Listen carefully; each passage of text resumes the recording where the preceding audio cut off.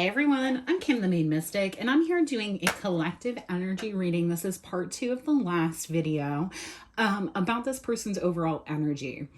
I feel like what we looked at in the last video, which I've legitimately already forgotten, is this person's energy. So dig back there. But this is how this person is feeling right now and like what their next move is going to be. And so I want to go through this energy very clearly and make sure you understand and I understand where this person is at mentally, because we have the Eight of Swords here 2 times.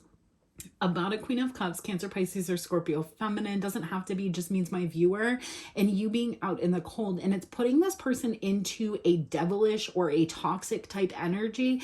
And I'm really worried because I feel like you're about ready to have, not worried, I don't want to say worried, but like I feel like you're about ready to announce something, have some sort of celebration, and you don't see this person incoming or like how they're even feeling about you. So I took a potty break and got a new drink and came back, and I'm sitting down and I have my special stuff. So we're gonna, toke it up and look through these cards. I'm gonna read them out of the book. But while I was doing that, I remembered something that I always say, and I don't know why I'm being called to say this, but it may resonate for one of you out there, is that a lot of times women will wait for the person that they want to be with because they have an idealization of love, where men will marry when they'll be like, I'm ready to settle down, who's around? And then they'll marry or get with or commit to the first person that they see as like a workable option. And so I feel like this could be kind of one of those situations where somebody is feeling really trapped in another situation and they feel like you're in the energy of pulling away, getting away even, and it's putting them into this devilish energy, which could in turn make them a little unpredictable because they're up in their head so much. And I feel like this is coming out mostly because with the Five of Sins here and the Eight of Swords and the Eight of Swords, you probably have this person very blocked, very cut out of your life. So for them to be able to get in touch with you or do something, it could be something more on the dramatic side, trying to get your attention and to reach out to you. And a lot of it has to do with these internalized feelings that this person is not ready to express or to give to you. And it's like this person is getting more and more turned up as they're going through, or as you both are going through this process. So let's go ahead and get started here. Oh, let me hear. I want my reading lighter flicks to become as lethal as Little Wayne's on their fucking channel or on their music. I don't know why that was so hard for me to say, but like I just want you guys to hear my lighter click and be like, oh no, here we go. Just kidding. All right, the maiden, the virgin, the princess, the innocent. See, this is how this person is looking at you. And maybe at one point they didn't, but now they do. The maiden archetype is the epitome of innocent arousal, naive sensuality, and precarious purity. She is compelling and addictive. Because of her flawless and youthful glow, she's the first archetype in the trifecta of maiden, mother, and crone. And rightfully so, because she has so much to learn. The maiden is perfectly positioned for trouble to come her way, and subject her to a challenge that leads to the next phase of womanhood. She must grow up, yet hesitates at the threshold, enamored by the charms of youth. The maiden represents the side of us that is riveted and curious, drawn to shadowy forest, dark nights, and it's KNIGHTS, like a dark night in the dark night, and taking just one taste of poisonous fruit. Her magic is edgy and includes both shame and delight. Let yourself fall down the rabbit hole, young one. So this person, like, it's like they love to hate you. They love to love you and they love to hate you. It's so interesting. It's such an interesting energy this person gets into. We have the tear, mourning the release and the rain. It's like, yeah, it's like this person, it's almost like this person hates that you're moving away from them and they love you so deeply, but they're too in their own head, they're too in their own life to be able to stop this from happening. All right, let me read this out to you. Tears are droplets of letting go. Once they begin to fall, we allow the swelling tide of emotion to run its elemental course. Often the tear is what is needed in order for a conversation or situation to break into the next level of intimacy and vulnerability. Some say that tears are so powerful in softening our egos that they open up a portal to the unseen world. Through our watery eyes, the ancestors catch a glimpse of us, and we are reminded of their eternal embrace. We sense our humanity, our humility, and we allow ourselves to be held.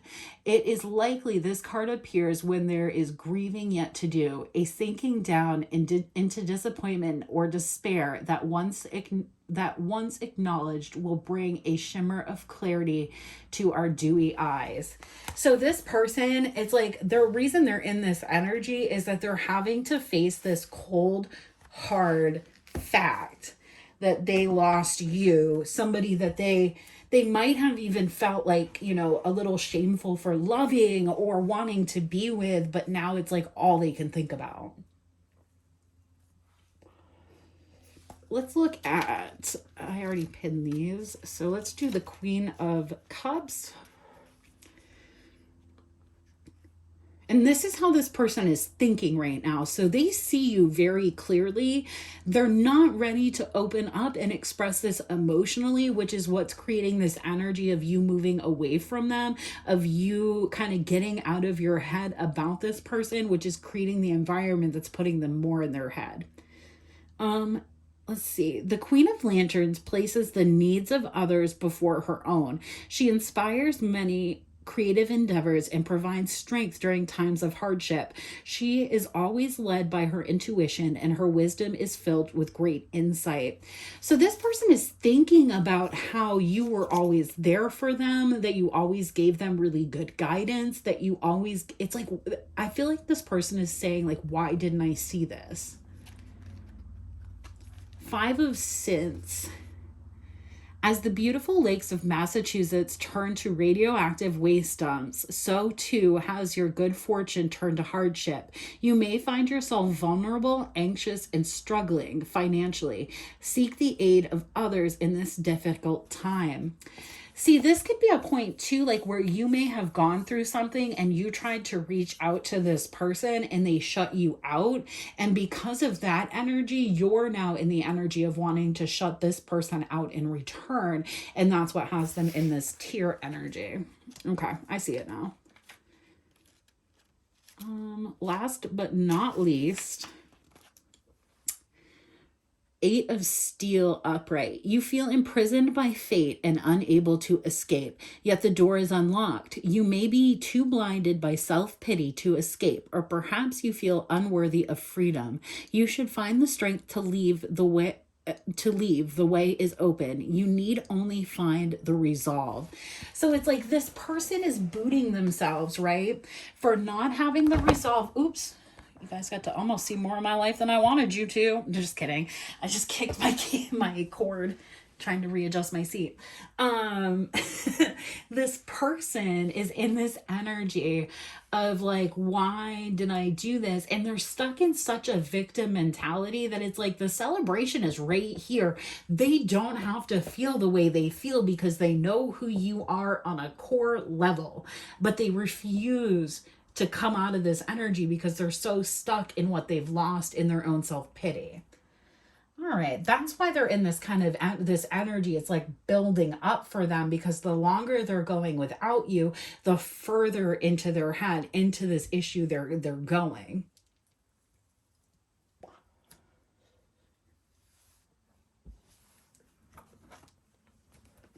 Tell me about this Queen of Cups here for this person, Spirit.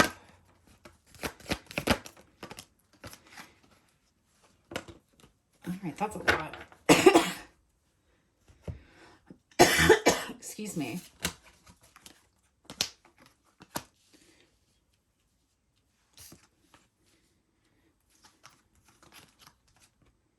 Yeah. In the past, it's like this person would act non-committal with you, and they would act like they didn't know better, right? And there's something recently that made you realize that maybe you've leveled up on this person. And so you're in the energy of looking elsewhere for fulfillment. Not quite so many, Spirit.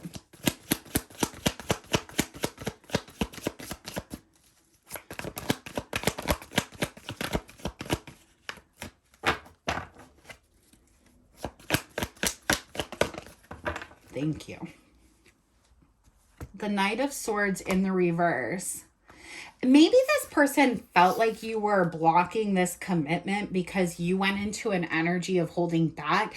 But I really feel like, I keep getting this energy, so I'm going to say it, is like this person was, I think in the last reading we talked about how this person was working out of a financially based mindset while you were working out of a love and spiritually based finance. And it's like this person looked down on you and felt like you were in a poverty mindset because of the way that you were living. But I feel like this person has now had some sort of lifestyle change or something that's happened to them that has created an environment where they're realizing that maybe you were doing the best with what you had, that you were holding back for a specific reason, and they may have felt like if they watched you, they could find out what that reason was. But they're, one, not finding a reason, and two, they're in this energy of seeing that you're not giving up, that you're not opening back up to them. So it's not based on a poverty mindset. It's based on you not wanting to deal with this person. Maybe they felt like there was another reason you were holding back. Tell me about this Five of Pentacles, Spirit.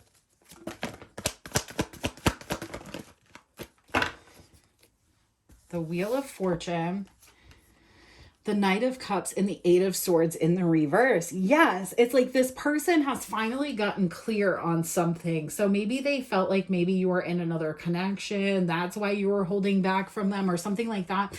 They weren't in the energy of seeing that it was because you think that they're spiritually bankrupt. They weren't in the energy of seeing that it's because you don't see your manifestations coming into fruition with this person. And so that you've been slowly choosing to heal and walk away from this person and look at other victories, look at other situations. And so while this person may have once thought by leaving you out in the cold, they were going to be able to keep an eye on you, hold back, and then come in with this apology with both of, we have 3 Eights of Swords here. One of you coming out of your head and this person now being trapped in it. Tell me about the Eight of Swords. Yep, this person is trapped in their head because they can't understand why they blocked this connection and why they blocked this commitment, why they believed whatever drama or whatever confusion was going on around you. They also may have felt like if they had you watching a problem or going through a friend situation or doing something else, that would keep you in your head. But I feel like you just instead just rose above that energy and you're just looking at this person as somebody that creates a lot of conflict and blockages. And honestly, I don't know if that's that person's true nature. So it almost feels like they're having a rude awakening to how you see them and why you see them that way. And it has a lot to do with them, what they chose to do spiritually, how they acted. So like where they went material, you went spiritual. Now they're getting into this spiritual understanding of who you are and what you have to offer. And they're like, oh no. Tell me about this Devil.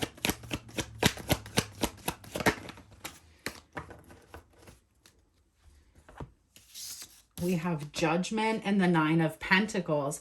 I feel like this person may have been watching to see if you were in another commitment, seeing if you were going to be with somebody else, if you were burdened in your life, and they're finding out that you're fine. The Chariot in the upright, you're moving forward. You may have once been in a place where you were, struggling, where you might have, but you always kept this person in mind in your choices, even if you were in a period of unhappiness, even if you were having a hard time. But now you've made this decision to heal after really reevaluating your love for this person in the past. And I can't get past this energy of this person just not wanting that to happen. They're in this energy of waiting and hoping that you'll come back and work with them, possibly not realizing that the cycle might be over.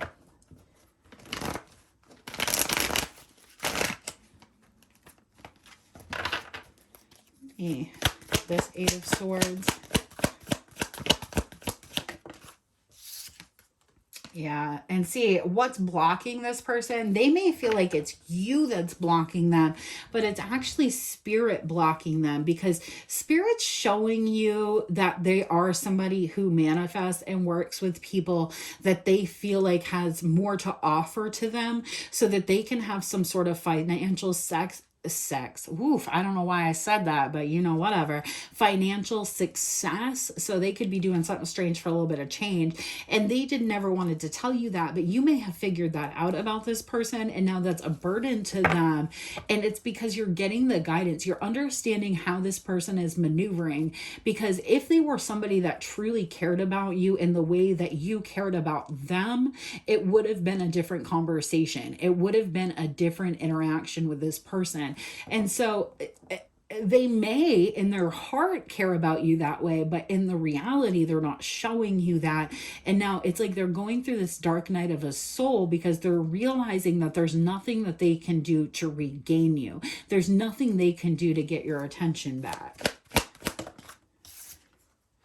And that's the justice here for this person. So if you have somebody that you've walked away from and you've started to get really sad, or you're feeling a little unbalanced regarding that person, you may be having bouts of nostalgia about that, or having a feeling like there's going to be some sudden conversation, some sudden thing, but your intuition is telling you that this person is not good for you, that this person is not somebody that you want to work with, that every time you do work with this person, you become unhappy. It's like spirit's trying to show you how this person operates. I almost hear like, you've gone back and forth with this person enough times that A, they don't believe that it's over, and B, they feel like they know how you operate, so they're going to be able to have this victory and success here.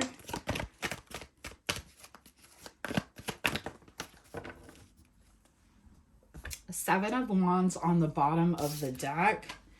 Yeah, that what they don't see coming is that you're moving out of this hermited energy. You've watched enough of what's been going on from the background that you know that this person is toxic. You know that they have no good intentions for you, that there's somebody that always puts you up in your head, that creates a lot of drama. So you're in the energy of trying to move yourself quietly forward so this person doesn't become problematic.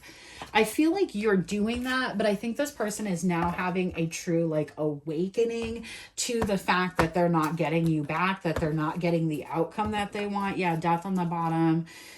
Yeah, they're now what you've already done, the spiritual work of reconciling, walking away from this person. It's like this person would have to come clean about some sort of lie that they told you, or something that they did in the past. And I feel like you realize they've made the choice to not do that. Yeah, this Emperor, something they rushed about doing. And so you're not in the energy of wanting to deal with this person. I feel like, you feel like if once a liar, always a liar, and that could very much be the case. All right, some advice for this situation. Totem of Pipes. keep moving forward, stay focused on your passions, because you're aware of what this person is going through, and it's like you're going to get downloads about how this person is feeling, about how this person wants to move, and you're really being advised at this time to hold back and focus on self-love. If you're getting a little bit like up in arms about this person, it very likely could be due to spell work or something like that. So you very much may want to continue to do some sort of like spiritual cleansing.